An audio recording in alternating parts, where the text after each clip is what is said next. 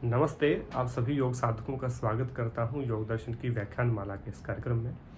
आज हम बात कर रहे हैं विभूतिपाद के 52वें सूत्र की।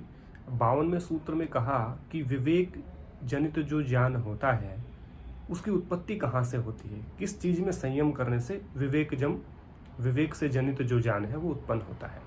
तो सूत्रकार कहते हैं 52वें सूत्र में, क्षण तत्कर्मयो संयमात विवेकजम ज्ञानम, माने क्षण के क्रम में संयम करने से विवेक जनित जो ज्ञान होता है वो उत्पन्न होता है। आप दोबारा से सूत्र कहें, क्षण तत्कर्मयो संयमात विवेकजम ज्ञानम, माने क्षण और उसके क्रम, इन दोनों में संयम करने से ही विवेक ज्ञान उत्पन्न होता है। अब यहाँ पे दो विषय आते हैं कि क्षण क्या होता है और क्रम क्या होता है। कर्म नहीं है, क्रम यानी कि सिलसिला, यानी कि एक प्रवाह जिसको हम कहें, वो यहाँ पे बात की गई है। एक के बाद एक जिसका नंबर आता है उसको कहते हैं क्रमवार या क्रमशः संख्या जिसको हम कहते हैं। क्षण होता है जो समय होता है उसका छोटे से छोटा भाग, उसको कहते हैं क्षण, जिसको पल भी कहते हैं। कहने ये जिंदगी पल दो पल का मेला है, या पल जो शब्द है या क्षण जो कहें, यानी कि काल का सबसे छोटा रूप हम कहेंगे वो क्षण कहलाएगा। काल यानी कि समय का। मान लीजिए 1 घंटा है, 1 घंटे में मिनट होती हैं 60 मिनट में, यदि हम मिनट में देखें तो 1 मिनट में 60 सेकंड होती हैं। 1 सेकंड में देखें तो हम 100 के करीब पॉइंट होते हैं या 1000 के करीब पॉइंट होते होंगे, मुझे इतना की आइडिया नहीं है।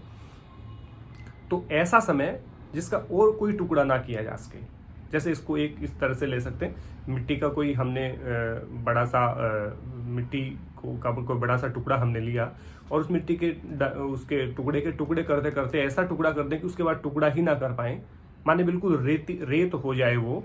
ऐसी चीज को जिसका अन्य कोई टुकड़ा ना किया जा सके, अन्य उसका कोई भाग ना किया जा सके, अन्य उसको कोई पार्ट में उसको डिवाइड ना किया जा सके, वो क्षण कहलाता है समय के मामले में। माने उससे कम कुछ भी नहीं है समय में, उसी से स्टार्ट होता है, उसी के बाद पॉइंट्स आते हैं, उसी के बाद सेकंड्स आते हैं, उसी के बाद मिनट आते हैं, उसी के बाद घंटे, उसी के बाद दिन, और फिर उसके बाद सप्ताह, महीने और साल, और इस प्रकार से शताब्दियां आती हैं। तो समय का जो सबसे पहला जो पार्ट है, जिसके का और टुकड़ा नहीं हो सकता, जिसमें विभाजित नहीं किया जा सकता, वो क्षण कहलाता है। तो कहा क्षण कर्मयो, क्षण के क्रम क्या होता है?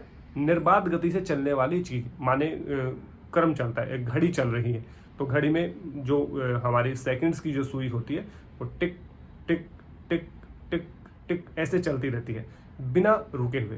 तो वो जो निरंतर चलने वाला जो सिस्टम है उसको क्रम कहते हैं, जिसको कहते हैं ना क्रमशः, या क्रम संख्या कितनी है, क्रम संख्या कितनी है, जिसको हम सीक्वेंस भी कह सकते हैं कि सीक्वेंस उसको इंग्लिश में कहेंगे, क्रम उसको हिंदी में कहेंगे।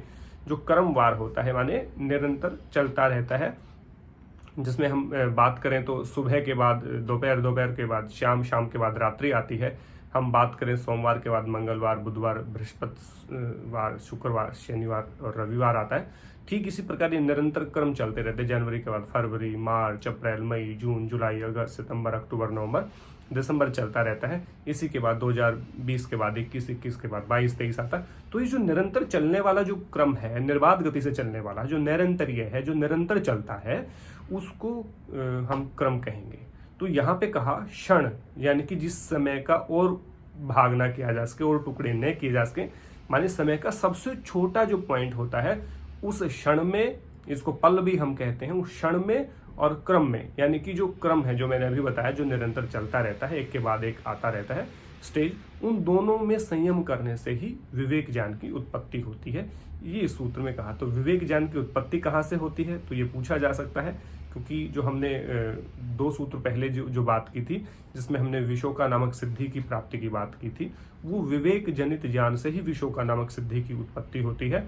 तो वो विवेक जनित ज्ञान क्या है उसको बताने के लिए सूत्रकार ने यहाँ कहा कि जो क्षण और कर्म है, उस क्रम और क्षण के अंदर संयम करने से विवेक से जनित जो ज्ञान है, जो जानकारी है, जो उपलब्धि है, वो हमें प्राप्त होती है। ये सूत्र का पूरा लबोलबाब मैंने कहा। आपको सूत्र कैसा लगा? यदि कोई सवाल है तो ज़रूर पूछिएगा। समझाने का भरसक प्रयास किया है, लेकिन फिर भी कोई बात यदि ऐसी अनछुई रही है या आपको लगता है कि इसके विषय में कम कहा गया, तो आप ज़रूर मुझे कमेंट बॉक्स में लिख सकते हैं। निरंतर स्वाध्याय, सानिध्य और योग अभ्यास करते रहिए और अपने आप को परिष्कृत यानी कि रिफाइन करते रहिए। यही आपको आगे लेकर के जाने का एक अच्छा और सशक्त माध्यम है।